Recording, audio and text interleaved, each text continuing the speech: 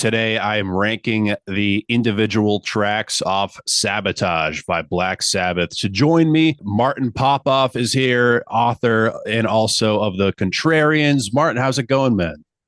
Good. Looking forward to this. This is my favorite album of all time, as I say sometimes. So, Yeah, so I'd love to know like what you think about the songs themselves and how they compare to each other.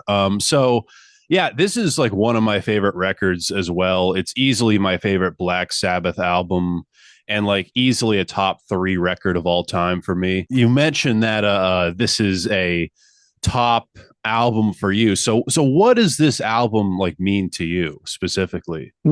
definitely got it as a new release. And I was trying to think what was the true new release for me as a kid. It might have been Volume 4. It might have been Sabbath, Bloody Sabbath. But I remember us as kids when we first played it.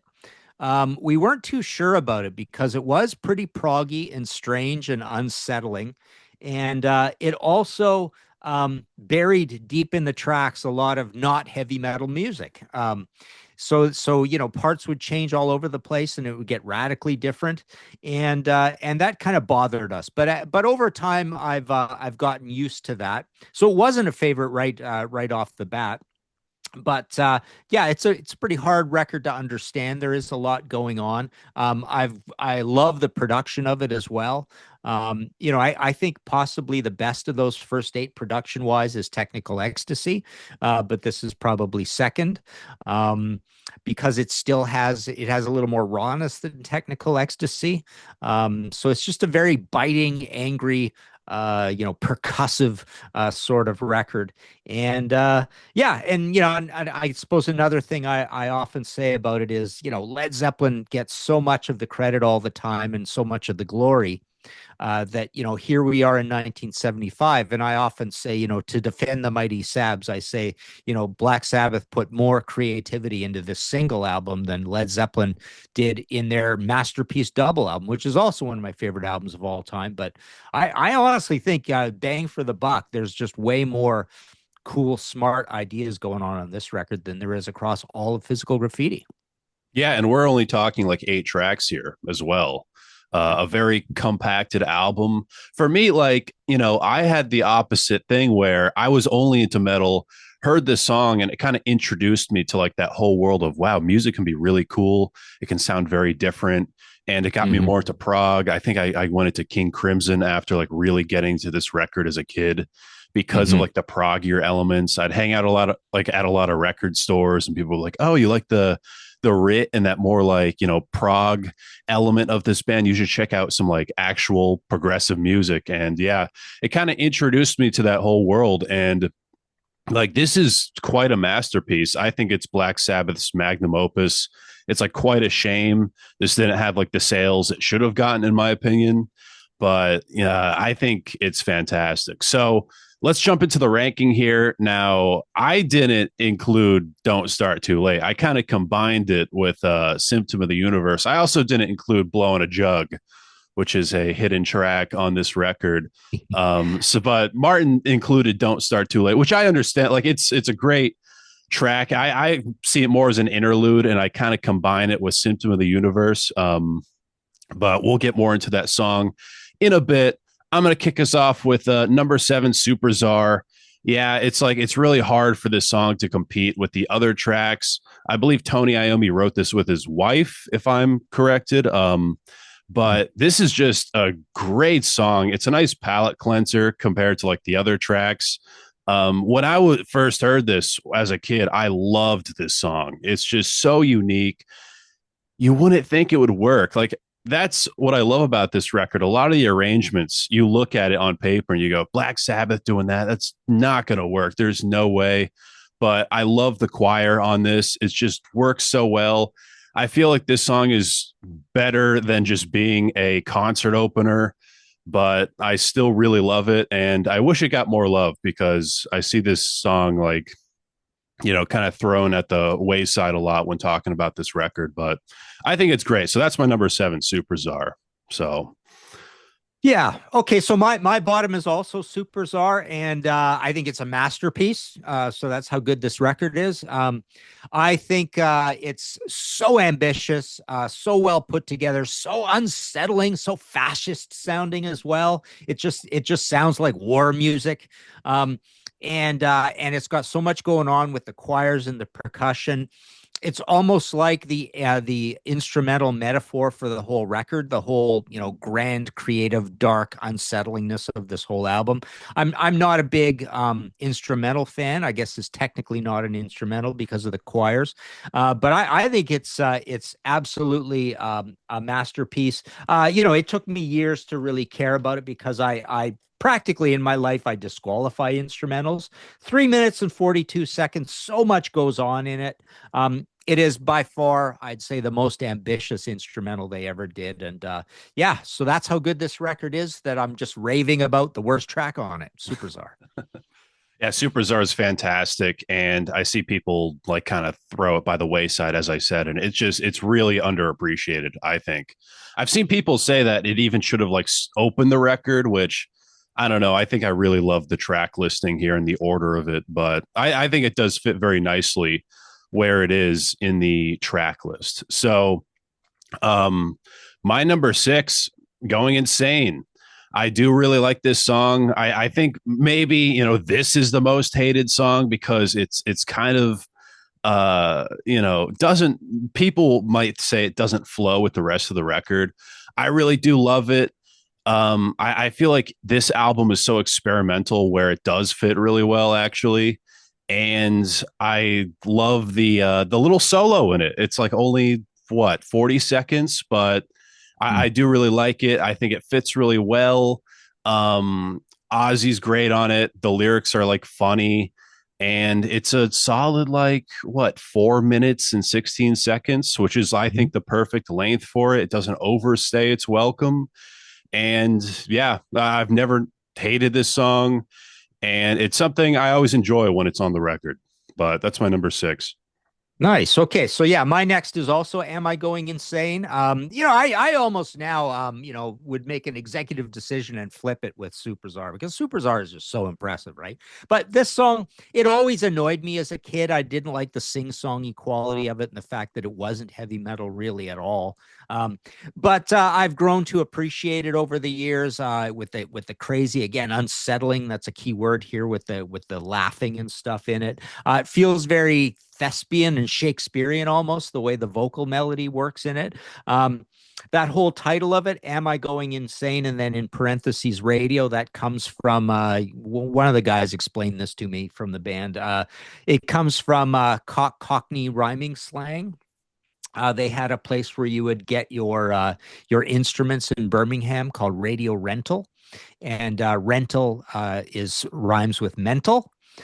So it's the way Cockney rhyming slang works. You kind of go 1 degree and 2 degrees further when you're making a slang. Um, what did I say? Rhyming, a rhyme, right? So rental rhymes with mental, and mental means am I going insane? Mental and insane means the same thing. So yeah, bit convoluted, but that's where it comes from. Um, but yeah, it's one of these weird off-putting songs. It always reminded me of it was this record's Who Are You? Who Are You is serves a similar purpose, I think, on Sabbath Bloody Sabbath. So yeah, not a very heavy song, not one of the big long involved songs on it. And really annoyed us as kids. We always hated it as kids. It was just too weird and creepy. It's kind of like a clown, wandering the forest sort of song. This might be a bit of a hot take. I actually like it more than Who Are You? Oh I don't yeah, know. I've yeah. just something about it as always I've always enjoyed. All right, yeah. So I'm gonna talk about now the thrill of it all. Now I find this to be, the best lyrics on the record. I love Ozzy's delivery on here. It's a good like balance between technicality and just expression, like really great. And I love how heavy the first half of this track is. And, the grooves on here are amazing. It's, almost 6 minutes. I believe it's 5 minutes and 55 seconds, which we're getting into longer songwriting from Sabbath. And this is the Black Sabbath I love. Longer songs, like you have more time to experiment, the more progressive elements of this band. I really wish this band leaned into the sound more with Technical Ecstasy, like really longer songs, maybe make it a double disc. But, we did get what we get. And the thrill of it all is just a really insanely great track. And again, very underrated. I don't hear people talk about this song enough. It's one of the best on the record. I think it's like kind of in the shadow of the rest of this record because of how amazing the A side of this album is and the end of the B side. But the thrill of it all is just one of the best Black Sabbath songs ever, in my opinion. All right, next I'm going to go with "Don't Start Too Late." So All right. this is Tony, and a buddy of mine explained this to me. He thinks there are like three different guitar tracks going on here. I love the way that it's recorded so quiet. It is a total of 49 seconds. I love how it's so quiet because that makes, if you turn it up, it makes Symptom of the Universe so much louder when that riff comes in. But yeah, it reminds me of it's a precursor almost to Spanish Fly on Van Halen 2 sort of thing. But it's way better. It's just so inventive and strange, and it fits perfectly on this album. It's almost like the acoustic version of Super Czar in terms of emotional harrowingness. So yeah, it's just a creepy little. It reminds me of those stories in Victorian times of the little fairies bouncing around the bushes sort of thing. It sounds a bit like that. And so yeah, it just shows Tony being much more inventive even beyond the likes of your Orchid and Embryo and of course FX and Fluff and stuff like that. I think it's a really cool little one there. Yeah, over to you. Yeah, that's a such a great song. It's just every time it plays, I just get so excited for Symptom of the Universe, Yeah, where yeah. it's like, I'm not paying enough attention. But a great song and something that like a lot of fans definitely look over, including myself, unfortunately. Mhm. Yeah, my number four, Hole in the Sky, one of the best like setting the stage songs on an album ever. Like really just Black Sabbath. We're back. We're taking no prisoners here. Extremely raw riff. I feel like this riff actually does fit the production really well with like a raw instead of like a more polished thing that we do here on Technical Ecstasy. Bill Ward is just a monster on this song. Not that he's like playing anything really complicated, but he sounds like he's just slamming the kid on this. It's like the band sounds like so angry. I love the aggression in this song. Yeah, it's that's all I really have to say about it. I think it's like maybe one of the best setting the stage songs ever on a record. I can't imagine another song being the opening track, maybe Symptom of the Universe, but this song just, hits you like a truck when you put this record on. I love it. It's one of my Okay. favorite openers ever. My number four. All right. Next, I've got the thrill of it all, which I think that heavy part. I totally agree with you, Brandon. I mean, it's to me that heavy part is the greatest Black Sabbath riff. There are so many good, candidates for that. But I love that. But I've got it kind of lower here because this is one that turns Sabbath Bloody Sabbath kind of like, right. We think of that album as having you're looking for today's on it and stuff like that, where it's got these lighter, more melodic moments, and the second half of Thrill of It All goes to a totally different place. But yeah, just love the beginning of it, and Ozzy's vocal melody over that. Ozzy's vocal performance all over this album is great, but the vocal melody is really cool on this one, and it occupies that badass space on an album side two track one, which is kind of cool. That's this respectful sort of place, I think, on an album. So yeah, Thrill of It All next. It really does feel like two songs, the thrill of it all. Do you prefer if it just stayed heavy the entire time? I don't know. I love when Sabbath does this. Symptom of the Universe does it, and we get multiple parts all over the place. So I love when they surprise us like this. But they've got a couple. How does I think Shockwave, I believe on Never Say Die, does this where that a part seems like it's so central to a song that it's going to come back and it doesn't come back, kind of thing. So yeah, it's very surprising. I like songs that do that, where it literally feels like this should be the song, and you think they're going to return. You can go all over the place, but they'll return, and they don't, sort of thing. So I think that's cool about it. I feel like maybe this album should have had like more of a War Pigs treatment where it's like this song slash this song slash this song. Yeah, right. Yeah. But yeah, they they really just commit to the title here. And speaking of Symptom of the Universe, that's the next song I'll be talking about. That's my number 3 pick. Proto speed metal, proto thrash metal, whatever you want to call this song. Uh yeah, kind of the birth of thrash metal here. If I was a cop, all right, and I pulled someone over for drinking and driving, I'd assume that they were blasting this track. Like there's something about this song that just drives so much adrenaline in me. I kind of wish, a part of me really does wish Sabbath embraced this part of them and going forward really leaned to a more like proto metal, proto speed metal sound. I know Ozzy has talked about when he toured with Metallica, looking at Metallica, he's like, I wish this is what Black Sabbath turned into. And this was kind of the fork in the road album for that. And I wish we got more of that. We only got like 2 songs here that Mhm. are like are really in that circle of proto speed metal. The riff before the solo is so thrashy. The bada bada bada bada bada. It's something that I would expect on Kill 'Em All, early Megadeth, even maybe sped up a little bit. But it's just crazy that the seeds are being planted here. Um, and leave it up to Black Sabbath to turn this into like an acoustic jam like outro section. I think this is wonderful, and again, should not work on paper, but Black Sabbath does an excellent job here.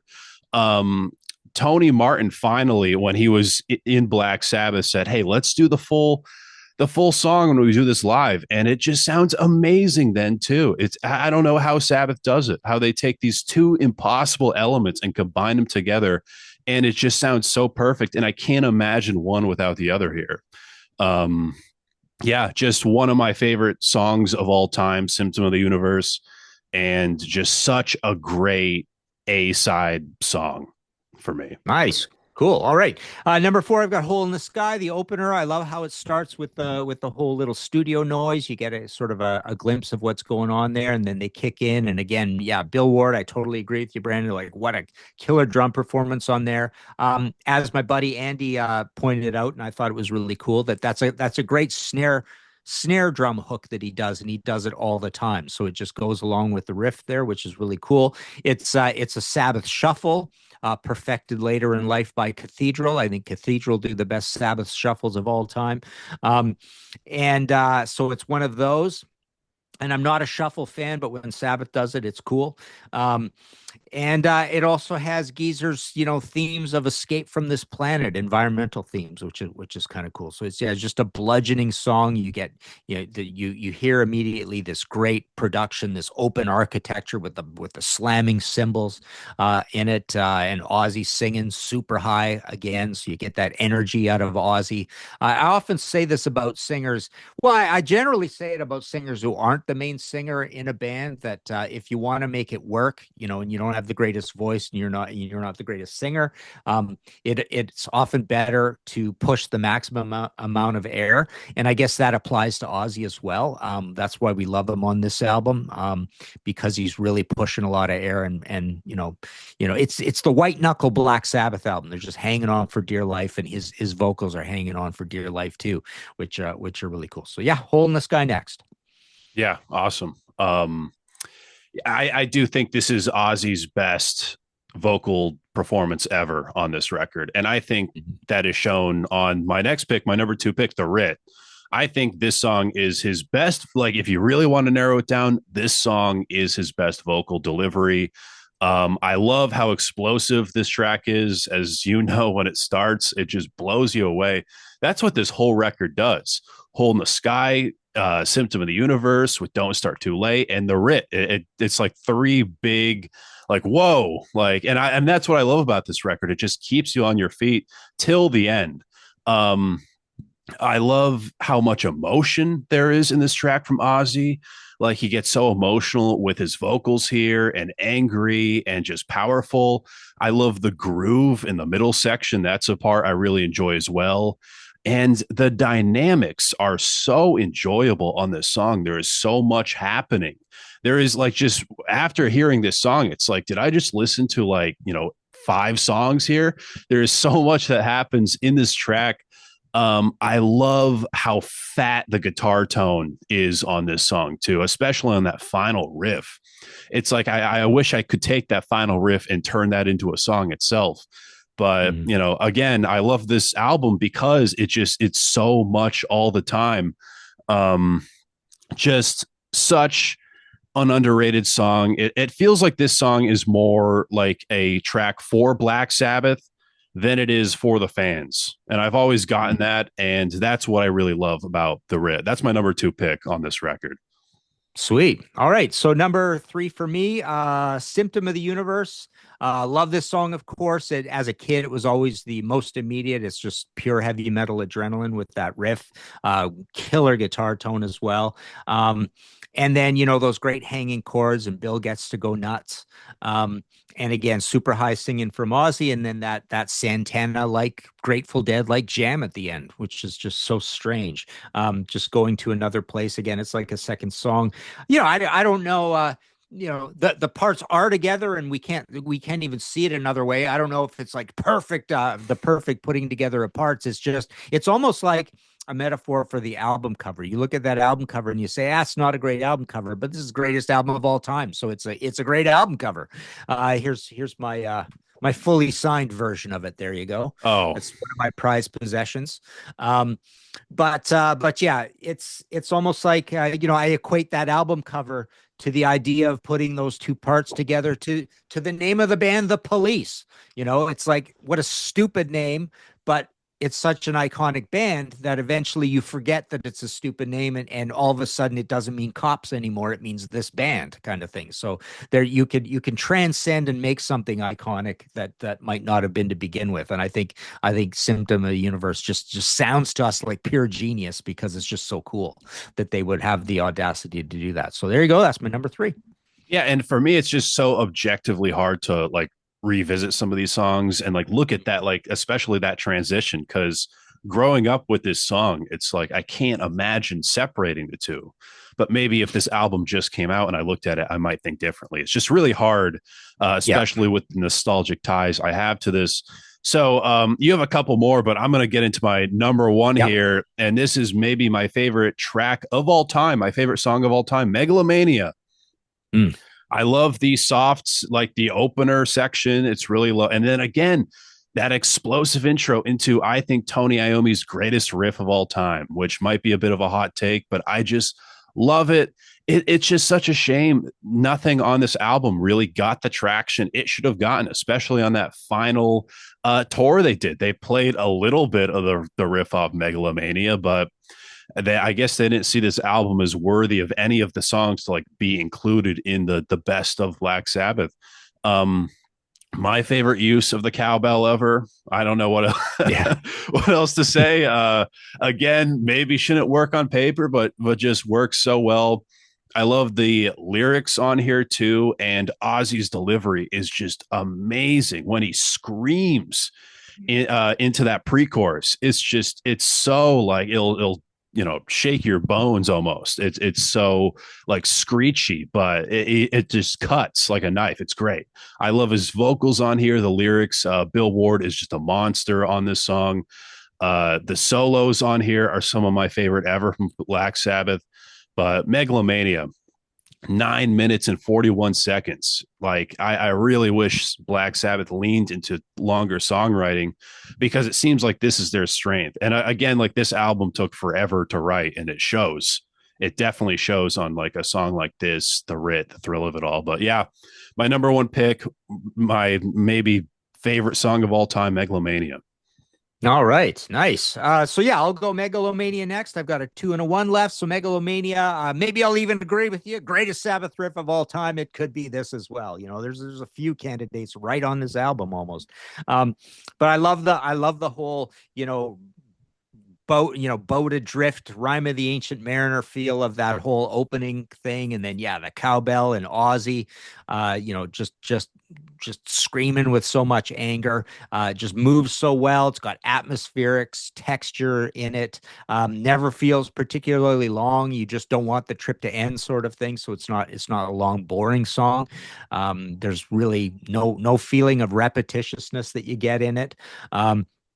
So absolute masterpiece, and I agree. It's one of the greatest songs they ever did. And then number one, I've got the Writ. I do love again the texture of the opening slow sections, the way there's kind of like a bass effect, this wah wah, kind of warm bass thing going on. Again, Ozzy's got a very inventive vocal melody over this. I mean, if you think about it without the vocals, there's so many different vocal melodies he could have put on it. But that's really cool. And again, I always loved the title of this one, The Writ. I didn't know what a writ was, and I just think it's so mysterious sounding. But it's just like a legal summons kind of thing. It's just English paperwork kind of thing. But yeah, it is like Megalomania. It's one of these that is kind of directly about the management problems they were having, and being sued and having to make a record at the same time, and also yeah, the ethereal, almost funeral music, sort of mellow part in it. And so this is a theme with Sabbath. Don't Start Too Late was unsettling, but this reminds me a little bit more of Fluff and Orchid and Embryo kind of vibe. And then that crushing outro riff, which is sort of like something they reprise when they do Dirty Women kind of thing. It's the same kind of feel. So yeah, love the bravery to do a slow song like this, another long song. It's perfectly put at the end of the album. It's got the slow fade on that super doomy riff at the end, which is cool. And then you get into Blow on the Jug after that on some versions of the album. It wasn't on all of them. So yeah, the two long ones, the bookends, the end of side one, the end of side two, your 10-minuter and your 8-minuter, Megalomania and the Writ. Yeah, just such an amazing album. Is The Writ your favorite Black Sabbath song of all time, since this is like your favorite record? Boy, I'd have to think about that. Let me think. So I would say Nothing on Technical Ecstasy is going to challenge it. You know what? The Nothing on the debut is going to challenge it, or Paranoid, or Volume 4. I would say Sabbath, Bloody Sabbath might have a few candidates, but man, I have a lot of soft spot for almost every heavy song on Master of Reality. Yeah. Just something about that record. That is a real close second for me to this album. It's a little simpler arrangement wise than anything on here. So, honestly, if I was to pick all my favorite Sabbath songs, and then they lose something of that crazy 70s creative magic when you get Ronnie into the band, as great as those records are. So I would say, I have this thing in my mind that often what happens if people ask me favorite songs, it does go with the album that I have the most confidence in, that I think they're being absolute geniuses on. So honestly, I think if I was to put together a list of my top 10 Sabbath songs, all of them, I could put all of them off of those two records. Yeah. Yeah. Yeah. It's that's hard to argue, man. Like I'm in the same boat as you. Like every song off this record, I think is a masterpiece. The Writ, that competes with most of the band's discography, I think. Now it's Yeah. just such a shame that this record I never went platinum in the States and didn't do that amazing in sales. I'm not sure if it's the album cover, which, I believe they thought they were just going in for like a magazine shoot or something. And then it turned out to be the cover of the record. Do you have a theory on why this album underperformed? Well, it's a little bit like I've never really thought about it, but they have had kind of a natural life cycle wane that goes along with that of Uriah Heep and Deep Purple. Deep Purple's broken up at this point; they aren't even around. Uriah Heep is having problems with lead singers, and their albums are not doing well. So Sabbath kind of had their commercial peak, their arc, which kind of goes through the first two albums, three albums, then it starts kind of going downhill. I mean, there was some excitement about Sabbath, Bloody Sabbath, but it's almost like they're getting old. They're being replaced by other things. Um, they're having their own problems with hangovers and drugs and legal problems, so they're probably energy is waning a little bit. Yeah, they're probably just seen as a little old. There's newcomers coming up like Aerosmith and Kiss and Ted Nugent at this point. I don't know if I see these trends. I don't know if it means anything, but I just feel like right now you get that big fulcrum shift over to, oh, there's some good American bands in the world now, and so all start doing well, and all the British bands start dropping off, sort of thing. And also, there's just nothing even close to a lead or a hit single on this. Nothing you can release as a single. The only gesture towards mellow music is completely insane music. Am I going insane? Right. And everything else is just too heavy, and almost everything's too long, and just too weird. So yeah, there's nothing even remotely approaching a lead something you could release as a single. Whereas almost, Sabbath Bloody Sabbath is just as off-putting and unsettling and weird, and the album cover is even worse, and or scarier, put it that way, or non accessible. But those songs, um, there's some slight nods to melody. The songs are all shorter, and everything just seems like a little more logical on it. So yeah, lot of reasons. It's just not a commercial album. Yeah, and that single, man, if I was like, a kid and heard that and then I saw the cover, I'm like, no thanks. Like that's, Yeah. I would have assumed this would have been a terrible record, but maybe they could have edited down some songs, but I don't, that just seems wrong for Black Sabbath. I think this Yeah. is kind of forever just like a hidden gem in the band's discography. And maybe, when you look at the whole band's discography, especially with Tony Martin, there's a lot of great stuff to appreciate. But when it comes to like the Sabbath era, and when people be like, Mhm. these are the greatest like metal albums of all time, they really leave this record out, unfortunately. Mhm. Well, Martin, thank you so much for joining me here. I know you have some books coming out. I know the Contrarians has been busy. So if you want to have the floor and just plug a couple things. Yeah, so martinpopoff.com for my books. Because of the whole tariff thing, I have opened up my website again, but I'm only selling kind of the latest 30 things or so. But you can see a list of 30 different books, or roughly, if you want. But the new ones are the big, massive hardcover Dio, Deep Purple, and Iron Maiden. Those are all brand new in the last couple of months. And then I've got redone versions out now of my Max Webster, my Merciful Fate, my White Snake, and my Scorpions. So those all came out the last couple months as well. So lots going on in the book end. And then I've got an audio podcast, History in 5 Songs with Martin Popoff, that I'm up to 328 episodes on. Awesome. Well, again, thank you so much for joining me and talking about this legendary Black Sabbath record. I'm Brandon Battick, and this is Disturbing the Priest. It's death! I've just seen death!